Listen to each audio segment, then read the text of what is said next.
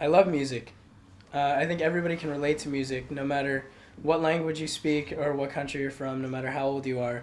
Everybody reacts to music in some way, and I think I like the idea of being able to affect people, and I have been affected by music, as I think everyone has at least on some level, and that that's just really appealing to me. I think, as a songwriter, it's nice to be able to put down my thoughts and feelings in a song, and then by singing them to other people, hopefully, like I can exercise those demons or whatever that I've had, and at the same time maybe connect with some other people who have similar experiences.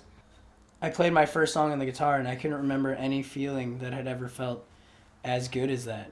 And just playing some song by Deep Purple on my guitar, and just loving the way that felt, and loving just I felt like I had let so much go in just playing one song.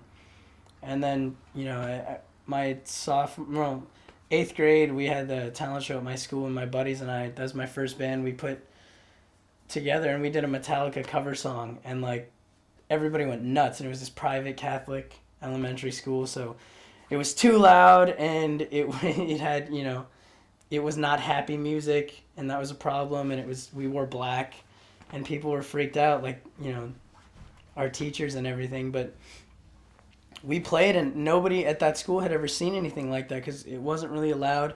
And where I'm from, like there weren't a lot of people that played music, and just the reaction we got was so fulfilling, and I had really not ever been so satisfied. And that's when I really decided that I, you know, wanted to do that, wanted to do music for a living, and then actually might really be able to. I might have a shot at it. And I had like 30 kids in my class, so I only knew what was at school and what my parents listened to. So between rap and what my parents listened to, I chose what my parents listened to, which was like oldies. I listened to oldies for a long time. I listened to the Beatles and Elvis and the Everly Brothers, and I listened to the Beach Boys, Huey Lewis and the News, some old Genesis stuff. Like, and then my dad turned me on to like more classic rock. Deep Purple was a big one I liked, and my dad played guitar and sang a little bit, and he'd have like the amp in our living room, and he'd play maybe 10 songs altogether over and over in random order, like Credence stuff. But it's funny now, his main request was always La Bamba. And I remember going to parties and hearing La Bamba 4 or 5 times in a night and just being like, Dad, stop. No one wants to hear La Bamba. But they did. They all thought it was so cool to have some guy singing and playing guitar. And that was another thing that I thought was just, that's cool. I mean, I'd like to be, maybe the center of the party.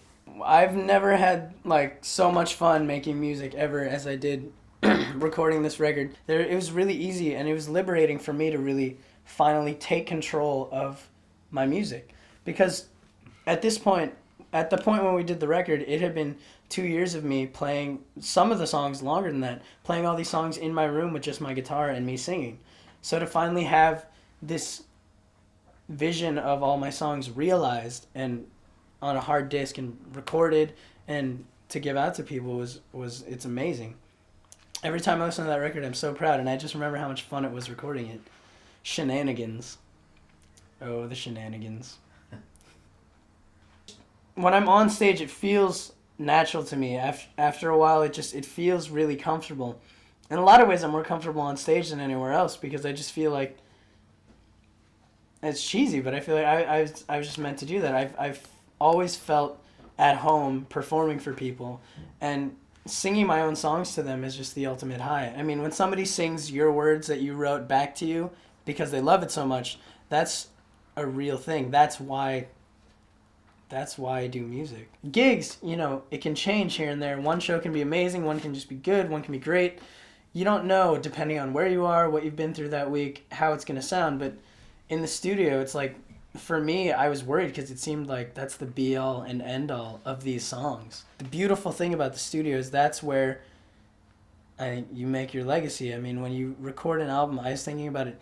These songs, whether when you write a song, whether it succeeds or not, if you record it, that song's gonna outlive you. It's just straight ahead, honest rock and roll, and I just hope that people really relate to it.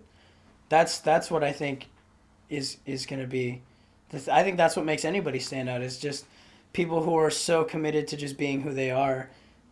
It's intriguing to people, and it draws people in.